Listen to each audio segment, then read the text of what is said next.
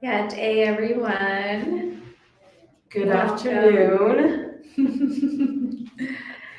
We're joining you again for another one of these Meet the Folks session. So last week, Heather did a fabulous job interviewing me, and this week I'll be interviewing her. And next week we'll be interviewing the chief prosecutor and the deputy chief prosecutor. And this is kind of to give young people in particular, or anyone who's contemplating a legal career, a better sense for pathways to the law, essentially. So you can kind of see the paths that other folks have taken to become attorneys, and then also give you a better sense for the work that we do in the Department of Justice and the Office of the Prosecutor, within the different units and different capacities. So give you a sense for what you could be doing if you became a lawyer and served the nation as counsel to the nation. So Heather, thanks for joining us today. Thank you. I'm kind of nervous. Yeah, no, it's going to be great. Being partnered with AG, and she's like the social media guru. I'm kind of just thrown in there. This is a little out of my comfort zone, but I'm excited. I've been having a little bit getting out of my comfort zone to be more on social media. So thank you for that. Yeah, absolutely.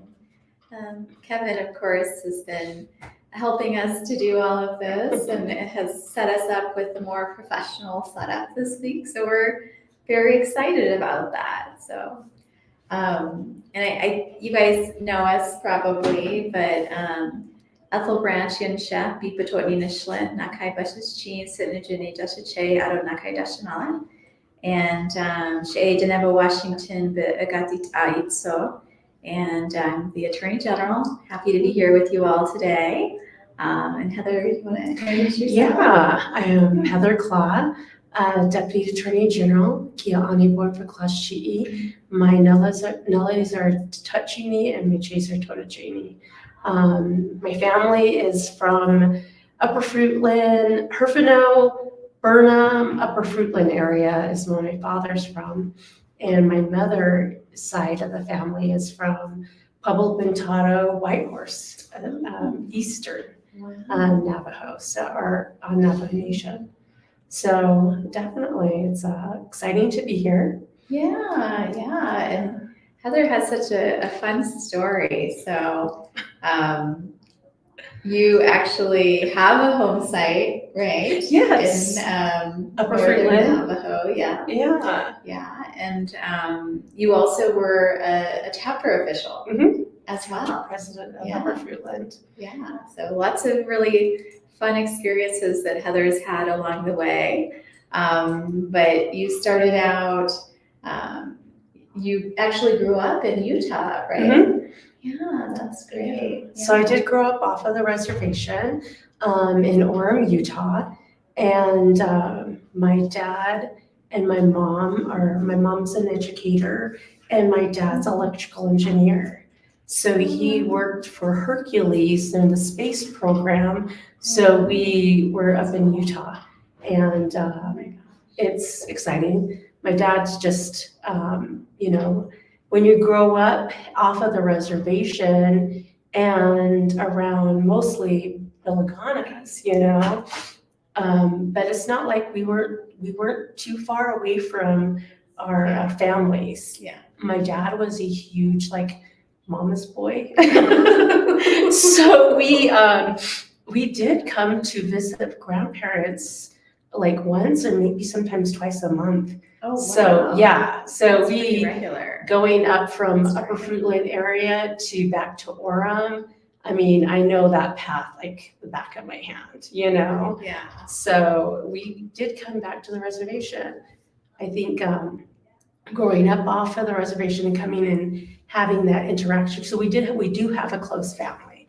Your cousins or your friends you grow up with, but I think for me, I thought the Navajo Nation was just the Upper Fruitland Shiprock area. And I only thought we had one fair, and that was the Shiprock Fair. So, but it was a great childhood. I did enjoy it. That's great. And then you ended up at ASU for undergrad. And then you had kind of a fun story about law school. But yeah, so I did my first freshman year at University of Utah. And growing up in Utah, there's a big difference from the valley than going to Salt Lake. That Salt Lake is like the big town, it's a city. And so I did my first year at University of Utah. And then I met a really good friend of mine, she's Wallapai Indian, and she said that it was too cold there because we had one of the biggest snowstorms Utah never closes school with snow because they're always prepared. But she's like, Heather, I got to go back to Arizona. So let's go to Arizona. And, people always used to tease me in law school mostly that I lived in a bubble, and I kind of did. So I was like, okay, let's go to Arizona. Let's just, just to kind of explore a little bit. And so I went to Arizona and enrolled at ASU. But I took a long track, you just kind of like, what do I want to do? What do I explore? Trying to find your major. Yeah. But I took extra long. And I remember my dad kept telling me, are you going to roll back in school? Because I went down there because he thought I was going to go back to University of Utah.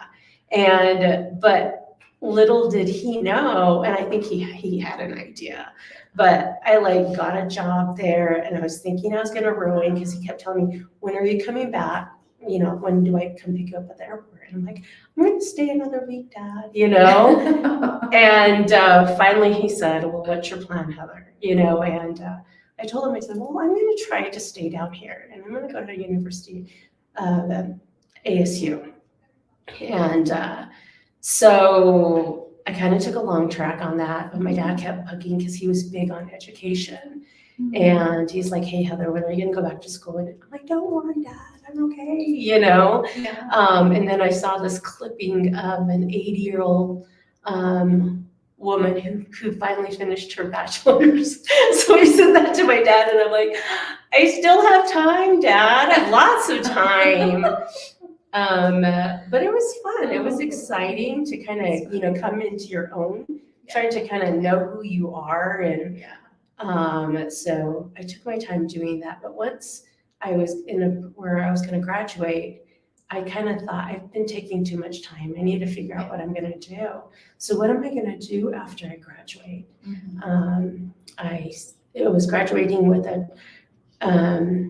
a justice studies major, and I didn't quite understand what I was going to do with that. I needed something further, either a master's degree.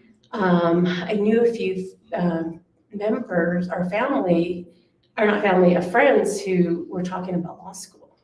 And, law has always interested me, but I thought, okay, I'll just figure out, maybe I'll just go to law school. Check it out. Mm-hmm. And it's kind of funny, and I tell the story, and I don't know how it portrays me, but I always laugh because that scene in Legally Blonde, when she goes to the counselor and says, oh, I just want to go to law school, and the counselor's looking at her like, okay, yeah.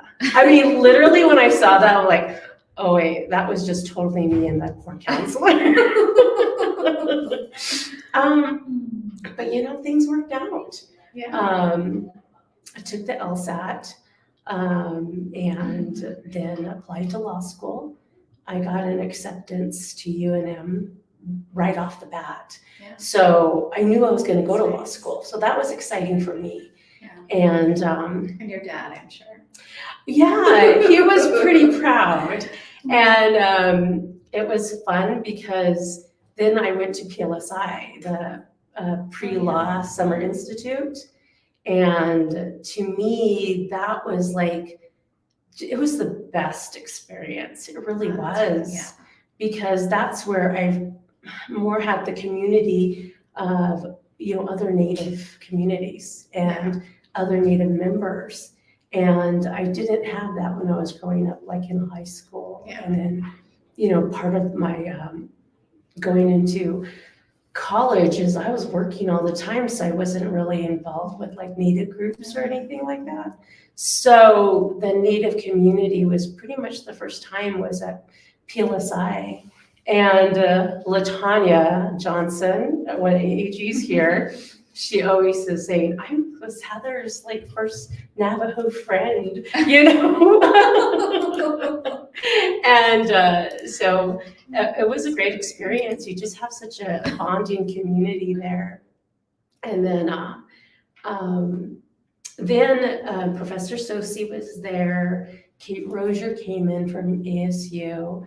And, I was like, I didn't get accepted, or I think I was on a waiting list, or maybe I got a denial from ASU. But they encouraged me to do a reconsideration letter. But it was just like, okay, I'm here. I got things paid. I'll just stay here.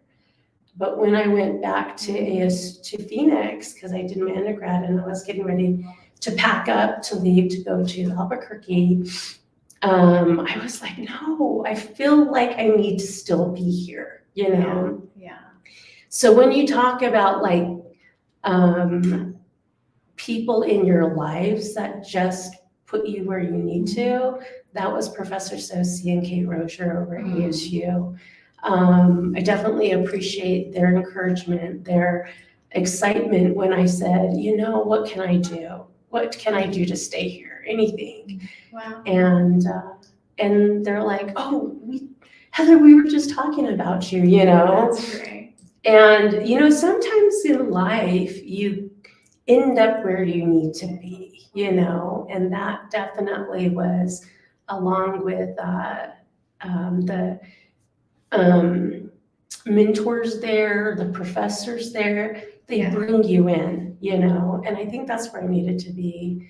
We had one of the biggest classes going in there, and it was just the best. I had the best time in law school. I know when we were interviewing you, you're like, I don't really like law school, I really had a good time in law school, That's right. I really did, and I think it's because of my classmates and professors, and of course the administration there. I had the best experience. That's great. Yeah. And Kate's still there. Yeah. So impressive. Still doing what she does in bringing people in and bringing them into the community and just being a cheerleader, So thanks, Kate. What I love about that story is it just shows that anything's possible if you set your mind to it, right? Yeah. I mean, because you went to Kate and Professor Sosi and were like, hey, this is what I want, and how do I make this happen? And they made it happen. You guys together, and you were willing to do the work to make it happen. Yeah. But yeah, just reach out. The worst thing anybody can say is no or I'm sorry, Yeah. But you just need to put yourself out there to accomplish the things that you're wanting to accomplish. Which is, I think, how you do your deputy AG position. There are these really challenging things that we set as goals, and you're like, okay, well, let's figure out how to do it, and how do we make this happen? Let's put everybody together. Yeah. How are we going to do this? Yeah. I mean, Thank you for saying that, Yeah. because I think sometimes I feel like in going back to law school, I admired like all of my fellow ILP, Indian legal program peers, because I so admired them because they all seemed like they knew what they wanted to do. They had an idea, they knew what they wanted, and I still feel like I was still trying to figure out why I was in law school or what I wanted to do. I had an opportunity to do a externship in DC, and and one of my my friends at law school said, Heather, just do it. Because I'm actually a really closed, like when they say you grew up in a bubble, like I kind of understand that. I was a little offended by it, but then that was my comfort, you know? And it was kind of funny because I'm a really four corners kind of gal. Grew up in Utah, stayed around the Arizona, you know. That back east was Colorado to me. And so when I went to DC, that was a huge, like, I remember going to the subways and how deep they were. It was like Star Wars, you know? And I appreciate the people there really making it a good experience. I was there doing it over at the Department of Justice, the Office of Tribal Justice. Oh, nice. Yeah, so That's great. I was able to work with like Lawrence Baca, Tracy Toulouse, and then the two other interns there, Laura and Sarah. They were great, and we just had the best time. And we were joking because, you know, we had access to the hill. So we would go over there and just kind of meander around, and we would joke that the security was going to call OTJ and say, hey, I think you lost your interns. Come and get them. They're causing problems. But that was a good experience for me. It was a good growth for me too as well, you know? So if any of you're, you know, thinking of trying to go out of your comfort zone, do it. You know, you can really make those connections, really understand and have those great experiences that help you, I guess, figure out what path you're wanting to take and where you're wanting to go. So that was kind of fun. That's great. That's great. But your path brought you back to Navajo, Yes. right? Tell us a little bit about that. So my third year, I went. I did a summer intern here at Department of Justice, and it was interesting because, like I said, I grew up off of the reservation, but I never really understood the Navajo Nation government. And I thought, well, let me go ahead and go back and experience and learn a little bit more about our government, you know, firsthand. So I had a good time here, and it was interesting because it seemed so complex, you know. We have the 3-branch government, and you have your council, you have the executive, and you also have the judicial. So to me, it was just impressive to me to understand that the Navajo Nation has such a sophisticated government, you know, in place of this. So I figured that, you know, I wanted to learn a little bit more after that. And so I applied to work at the Department of Justice. And that was my first job as a professional attorney, is the Department of Justice. And I worked at HSGU. What was really great is there was at least 6 of us that graduated, all coming together. So we're all young professionals, and we already went through law school with the majority, or else we went through PLSI. So we had a relationship with each other, and it was just a community, you know. Especially never really living on the reservation before, it was wonderful to have that young professional community here, and it made it a fun experience, you know. So that was That's really great. Department of Justice. And so when we're looking at our internship program, I really want to focus on giving the interns that experience of, let's go ahead and see what the main top topics are.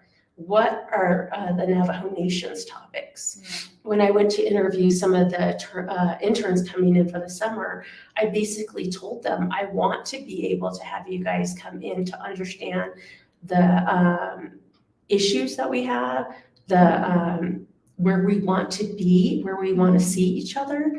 And I want to bring them in on that, because either encourage them to come back and work for the nation, you know, and in whatever, not necessarily, you know, of course, it'd be wonderful at Department of Justice, but we need the attorneys in, you know, LOC or Office of Legislative Counsel. We need more attorneys at the judicial. We need more prosecutors.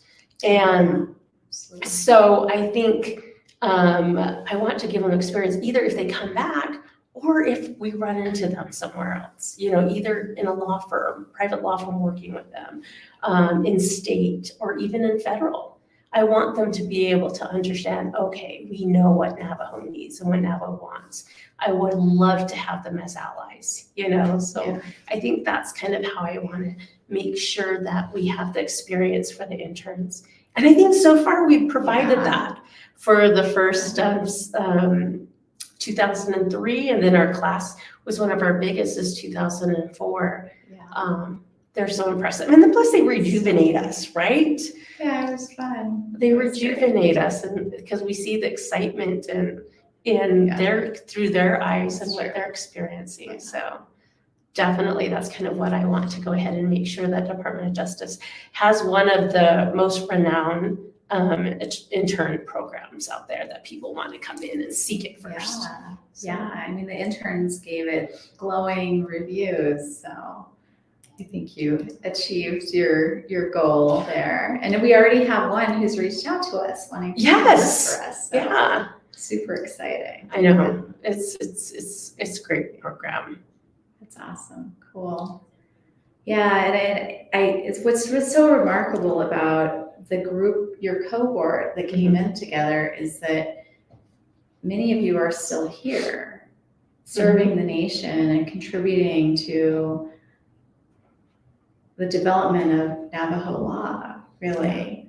And so your journey, you started at the Department of Justice, and then you migrated over to the courts. Yeah. And then the Office of the President. So tell us a little bit about that path. So going to the court, I kind of wanted to move closer to Upper Fruitland. And that's where I had my home site lease. My dad had it at first. And since he's like, you're here, you're going to set up. Yeah. So he transferred it over to me. And so I started working over at the Shiprock.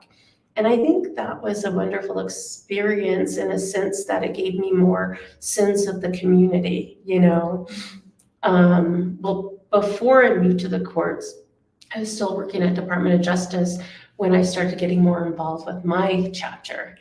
And it was the best experience too, because Upper Fruitland community, my chapter, my grandmother, she was really involved with the chapter. And I remember growing up that she'd always have either going to a chapter meeting or going on outings or meetings. At the time, I didn't really quite understand, but I know she was involved. Yeah. So when I did kind of go into the chapter to go to my first chapter meeting, it was wonderful because they already knew who I was from my grandma, and by that time she'd already passed away. And it's just being able to recognize and, where those communities like, oh, your grandma, we know this. And it was just a wonderful welcome, that chapter gave me. And so when the chapter president that was currently serving, he was, he's had to step down, or he stepped down. And it was really sweet because they came to me and asked me if I would be the chapter, and I think to me that is the best compliment because your community members, want you to be more involved, that they're saying, get in there, go do it. And that was a fun experience. We, the chapter president and they had some projects going on that was in a good, it was just kind of closing up, so we got the veterans, the new chapter house was built, and It's a great chapter house. Yeah, and it was wonderful because at the time it was still 88, and my delegate, Mr. Lorenzo Bates, it was fun because he's definitely a mentor of mine because how he got in and how he kind of got everybody together, you kind of see how you bring the community in. So I definitely appreciate the leadership that Mr. Bates had, and appreciate him. And he's still like a good mentor. Like if you have questions, you can reach out to him. So definitely appreciated him on that. And then I went to judicial, and at the time, finishing being a chapter president, and then I had to go to judicial. Judicial doesn't let you have any types of, which rightfully so. And you really understand what community goes through. Like the grassroots level, meaning that there's the domestic violence, there's the homes and broken home, and then the just what your community goes through and how do you serve it. Working there with Judge Woody and Judge Benally, the late Judge Benally. Yeah, and they were great. They just brought us in, and even now when I see Judge Woody, she just comes running up and saying, "Oh, I'm so proud of you, Heather. Where are you at now?" And they were great mentors there in that area. So, and then after judicial, I decided to run for a council delegate, and totally not my thing to be out in front of people.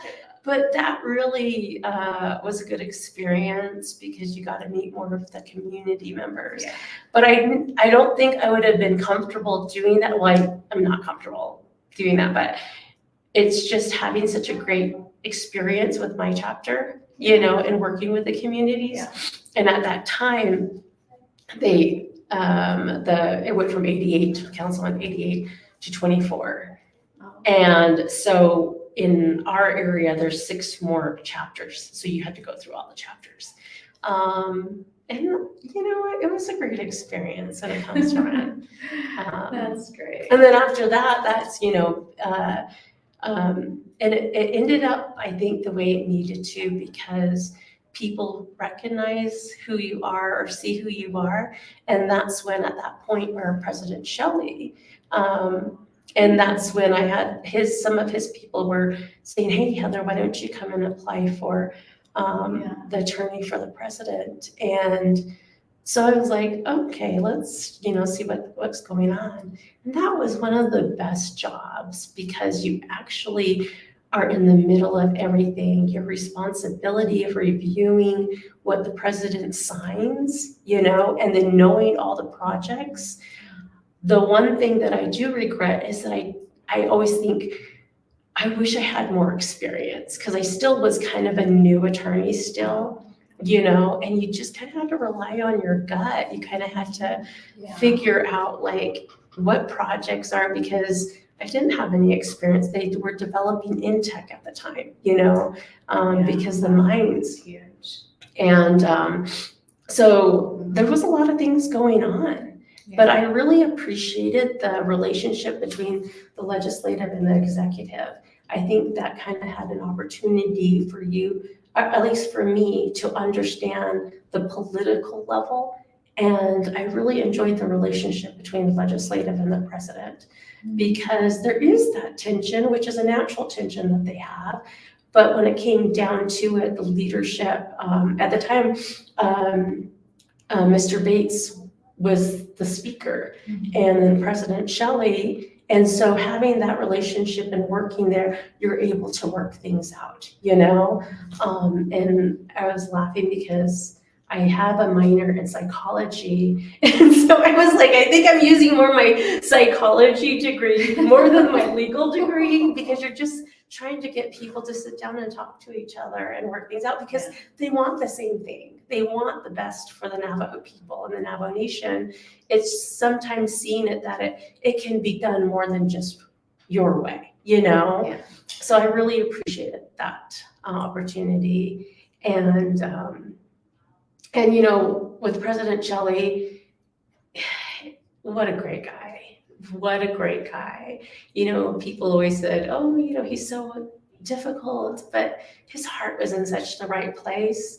And First Lady Martha I just admired their relationship, you know. She's such an angel because she would just be there, and that's where he got his strength from, it's from his partner. Oh. And I was teasing her, like, you deserve your there's an angel, you just were there. And but I definitely, it hit me hard when he passed away last year. It was funny because he was the last I talked to him, and we had a conversation, because every once in a while I'll call you, Heather, what's going on? Heather, what's just, what are they thinking over there? I'm like, President, I'm not over there. Because at the time I was at NTUA, I was like, I don't know what's going on. But I did talk to him the day that I went to go visit President Nygren about this position.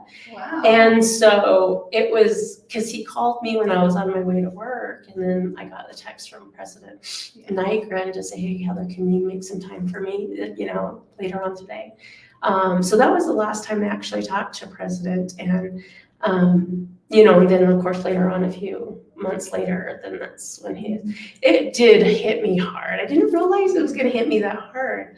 And so, but it was a great opportunity to know some of these leaders, some of these mentors. They just became your mentor, and so I appreciated that. So that was the time over at the president's office. And then it was funny because when I came in at Department of Justice, I thought for sure that I was just going to be here for 3 or 4 years, Yeah, I wanted to talk about that. I remember coming in and people were asking, I'm like, how long have you been here? They're like 15, 20, 25. I'm like, oh my gosh, that's a long time. But literally, this is my 20th year here at the Navajo Nation. And it's been a wonderful opportunity for me, and I just feel like I'm so blessed to have that type of relationship with my nation, and I feel like it's been a good relationship between both of us, the nation and myself. So, when things happen after the president's office, Mr. Haas from NTUA called. He said, hey, Heather, what are you planning on doing after the... And I'm like, oh my gosh, I haven't even thought about that, And he's like, well, we have a position that we're going to be advertising if you'd be interested in applying. Yeah. And I had no idea about utilities, I always joke around, but this is not necessarily, if your lights didn't turn on, I'm like, oh my gosh, when was the last time I paid my bill? Is it, But even then, that was a great opportunity, and I appreciate that, because you really also looked at the disparity of the nation, of not having, how many people don't have electricity, how many of our people don't have running water, I still wasn't aware of that until I went to NTUA. And I think that kind of gives you open your eyes a little bit more. What am I doing as an attorney to assist in having the people get the basic needs that they want? And I think that made me be more project oriented, to think outside the box. How do we get these, to services to the people? And I definitely appreciate Mr. Haas providing the opportunity for me to be a part of some big projects. I think right off the bat, he was saying, we started to take over the northern from Rocky Mountain. Oh, wow. Yeah. Wow. And then working with Walter Wolf.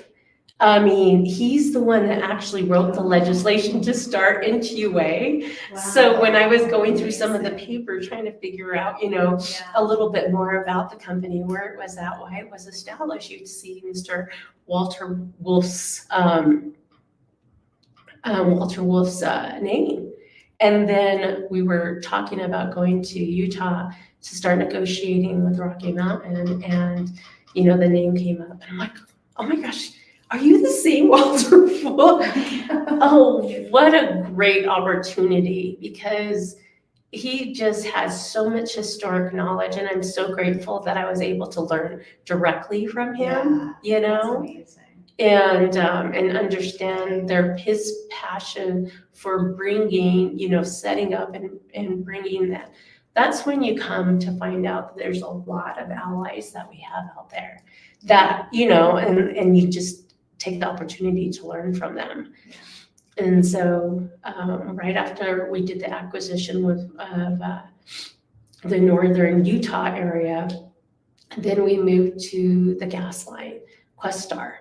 And I really appreciate the outside box of bringing in these amazing assets that we can take control of again, and what can we do with those assets that we have. That's great. And then the NTA building,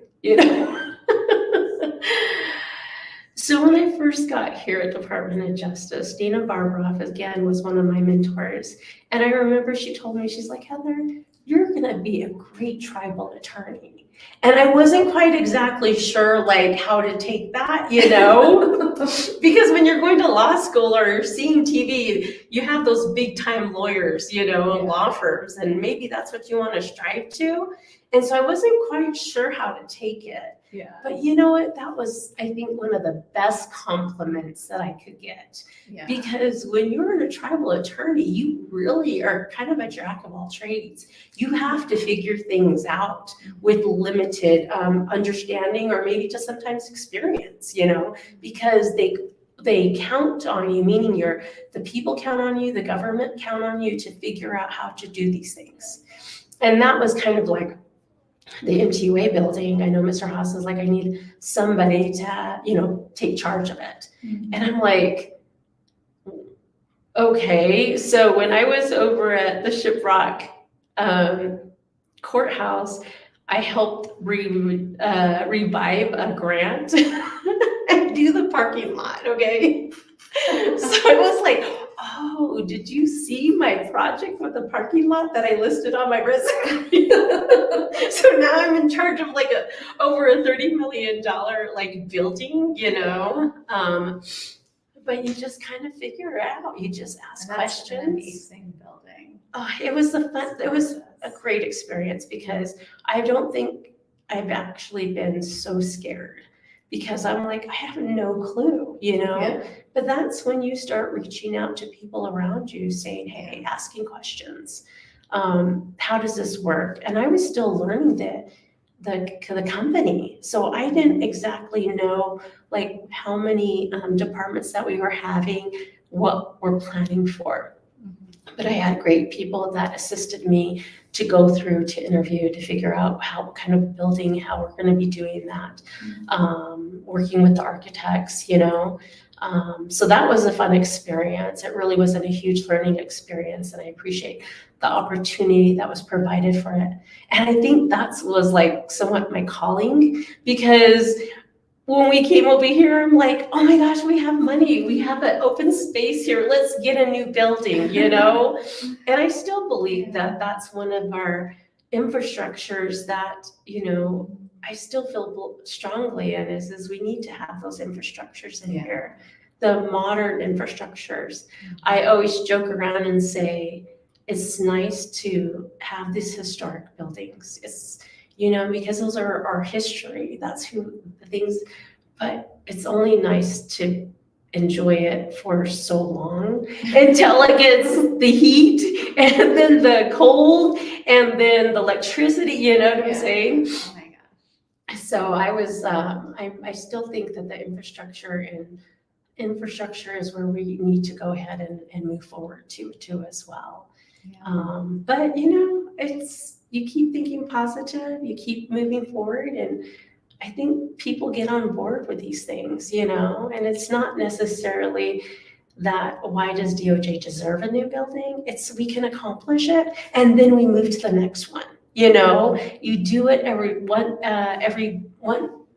building at a time, and then we have it. Because I really thought back on your interview when you talked about that community that had the updated buildings, the system of the government, that even the surrounding off of the reservation wanted to be a part of it because they Yeah. trusted it. Yeah. I mean, wouldn't that be the ultimate sovereignty?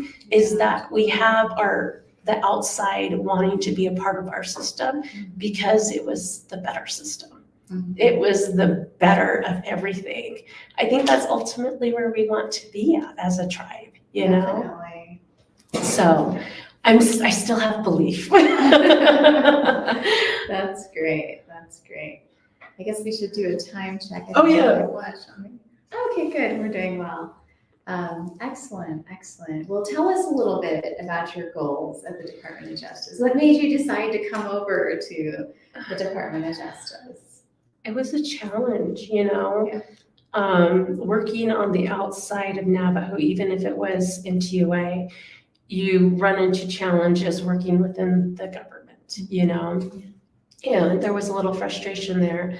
But they have great people that are here.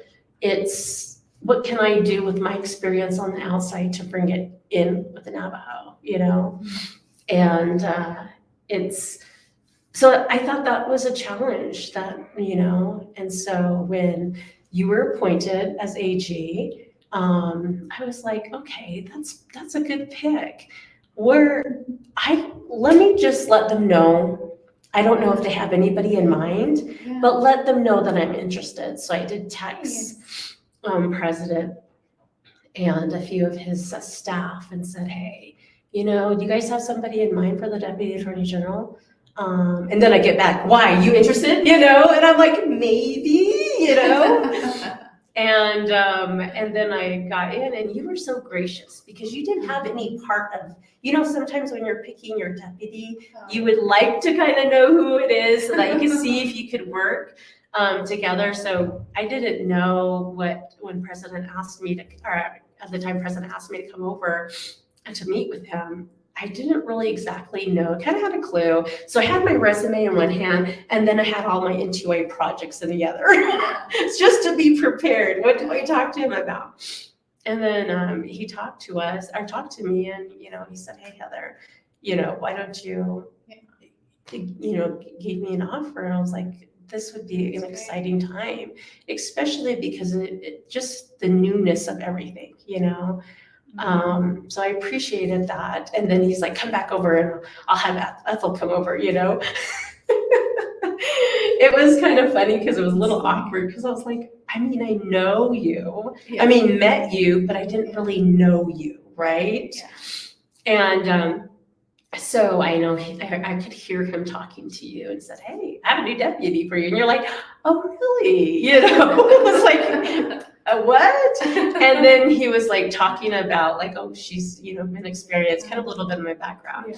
And then when he said, Heather, come on in, you're like, Heather, and you forgot to tell her she was the president of, or the attorney for President Shelley, you know? And so I really appreciate that. Gave me some encouragement that, you know, you knew a little bit about me. So I appreciated that. And, you know, just being able to come and be your partner, I think it's been good. It's been fun. Yeah. It's been really great. Yeah. So like I said, you were definitely really gracious about that. So thank you. Yeah, no, I was excited to have someone to help take it on right out of the gate. Because that was just like within a few days of the administration starting, right? Yeah. That was wonderful. But it's been good. It's been challenging and I enjoy it. I enjoy being able to work with all the AEGs and all the attorneys here because like I said, they already are pretty stable, you know?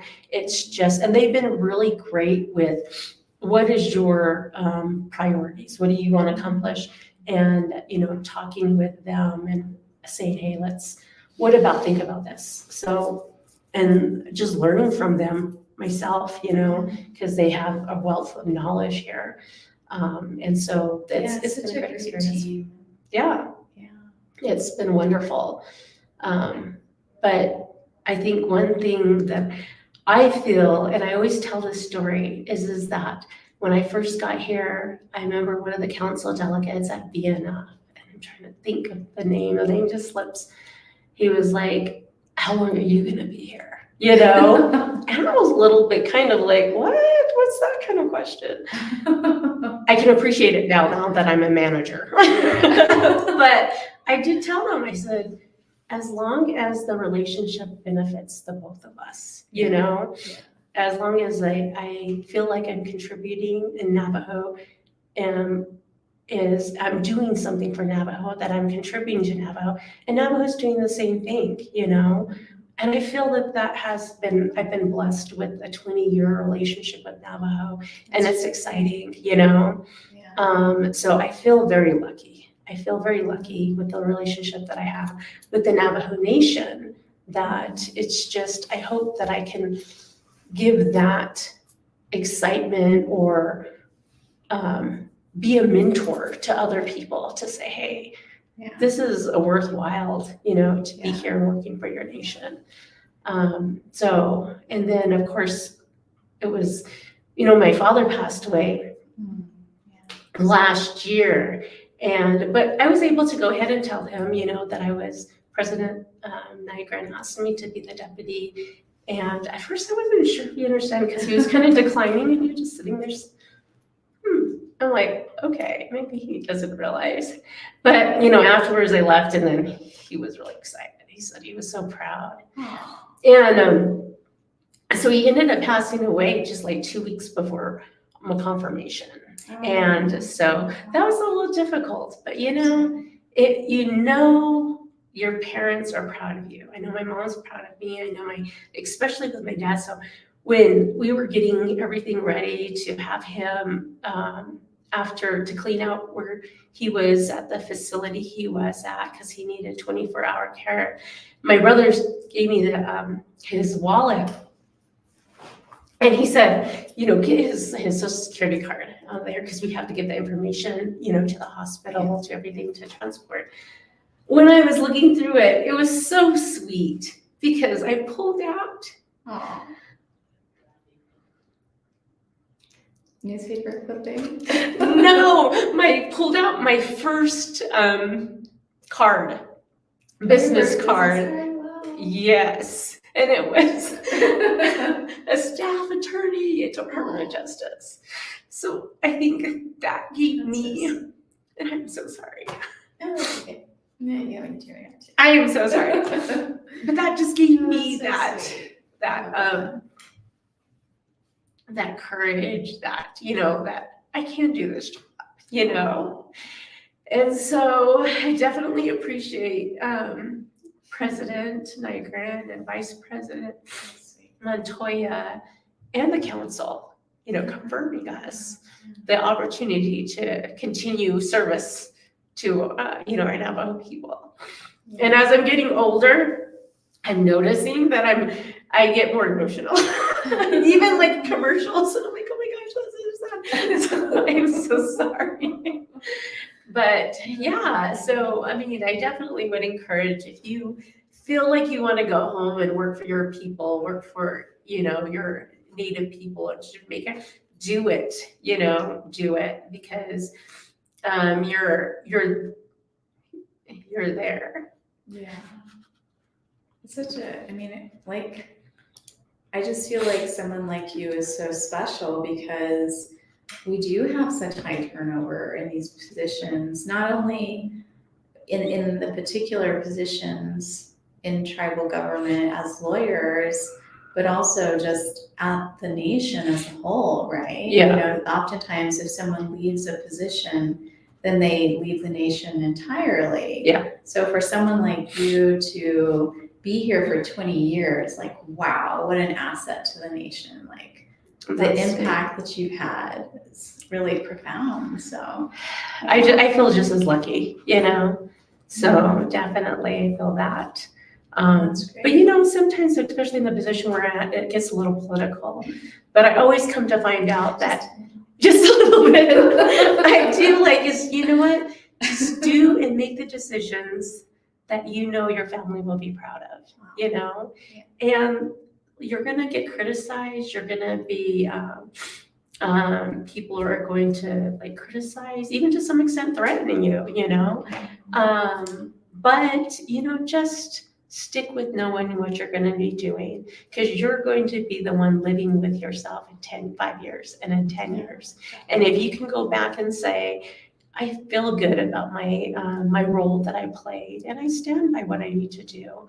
I mean, I think that's the encouragement that needs to be taken care of. And I know my family's proud of me. I know my brothers and sisters are proud.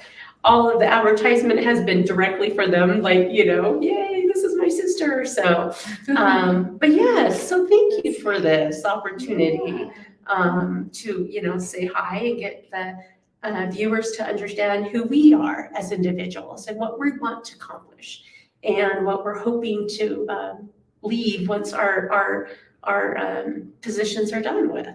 So I wanted just to say thank you to my mentors here on the nation, to the leaderships that I went and worked through and the current leadership. Thank you for the opportunity to let me come back and be a part of the nation. So yeah, and thank you for accepting the deputy position. And I'm just thinking back to your experience, and it doesn't seem like there was a whole lot of management, but you've just done such an incredible job with the team. And I mean, you just always have a way of prioritizing the right things in all the work that you're doing. And so, and getting things done. I mean, that's going back to you making your decision about where you wanted to be at law school. It's getting these things done, like real things done, which is exciting. And yeah, it makes it fun to be part of this team. Well, thank you. Thank you. I appreciate that. Well, I'm excited to see what the next 20 years legacy looks like. Yeah, and I apologize for my nasally. My allergies has just been crazy. So this wasn't tears, this was allergies. And she has a fabulous sense of humor. It is lots of fun to work with. Great. Well, thanks everyone. And we hope you'll tune in next week. Thank you.